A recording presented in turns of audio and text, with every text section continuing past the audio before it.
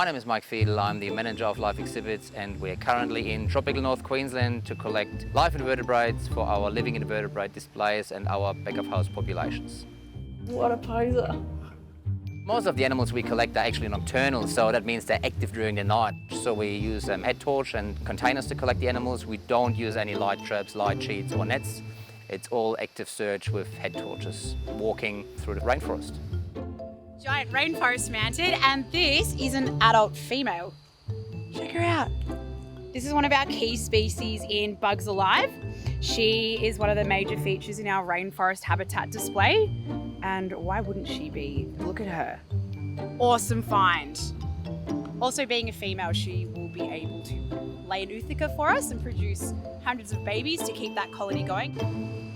Genetic diversity is important for a population to function over a certain period of time. In order to achieve that, we physically collect new animals of the same species, and we determine how many animals we need for that species strictly by a collection plan. And we decide how many males, how many females are necessary to run a healthy, stable population. Every time we come here, we can expect something different. I'm not saying we expect new animals all the time, but there's fluctuations in populations in the wild as well as in captivity. However, every now and then we come across rare species or new species to science as well. So you never know what you get. There's two. There's one there and one there.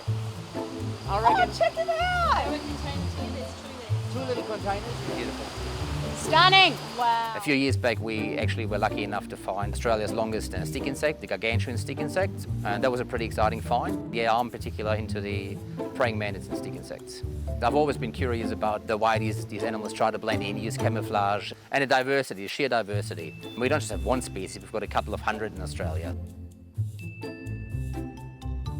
Specific animals occupy specific niches in the rainforest, and our tropical invertebrates make up about 75% of our display species. After 20 years of operating Bugs Alive, we are very good in tracking down the species we need, where they occur, and we've got very strong relationships with private landholders in areas like the Daintree or at the Tablelands that give us permission to collect and harvest certain amount of animals from their land. It's a good sign that this one is active and fresh because the ants used all the fresh growth, sort of new leaves. Many people know are the green tree ants, the green weaver ants. It's actually quite difficult to contain such a nest and take a nest and bring it from here to Bugs Alive. These animals react on vibrations, on sounds and movements, and how do you take a nest from the wild without losing 500,000 ants and then safely transfer it via post to Melbourne? Say when, you ready? I'm ready, go. Go. Got it, Joe? So it's quite difficult, challenging, but you know, over the last decade, we've managed to find a way to do it safe, fast, swift. We need to tape it. They're coming, they're all escaping. Sorry. Oh, can you smell it? Green tree ants, they usually just hold on and you get a whiff of citrus in your face, and that's deterrent. But if you keep calm and controlled around the animal, less is going to happen and you just get the job done. Setting up the valanga, the giant grasshoppers, and I'm gonna group him. I've got large containers, so we put apple in. They've got moisture in the apple and they've got some resource to feed on within the 24 hours of transit. You're all right, sweetie. Let's give you something to grab onto. Come on.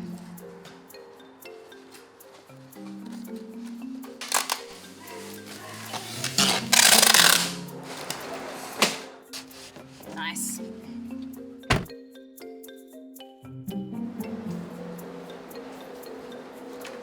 We're currently in the humid room at Melbourne Museum.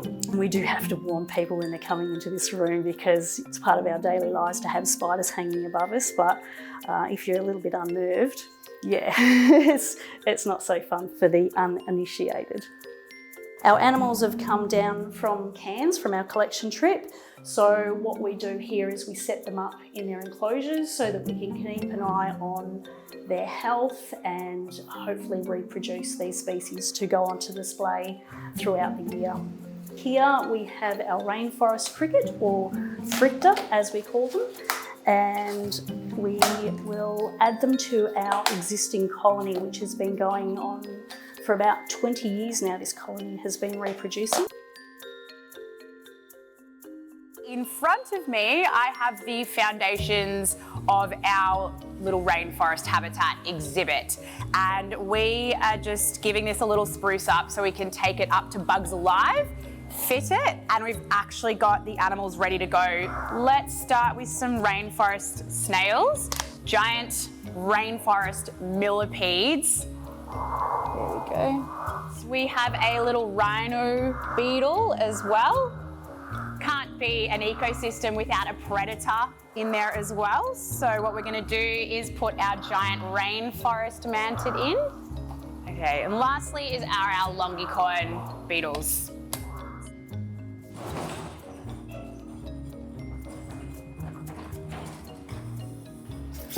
In Bugs Alive at the museum, we're actually getting the visitor close up to Australians' invertebrate fauna. We've got diversity displays, we've got habitat displays that show how these invertebrates live in the wild. We try to bring that into the museum in a smaller version. Here is our grand finale of all of our Cairns fieldwork. One of our exhibits here in Bugs Alive is our green tree ant nest. This is our original ant nest here. They actually prefer the soft, fresh leaves. So they've actually started to move their colony over to this fresh nest over here. So it looks like they're both functioning, which means they're actually thriving, living, and reproducing on exhibit in Bugs Alive.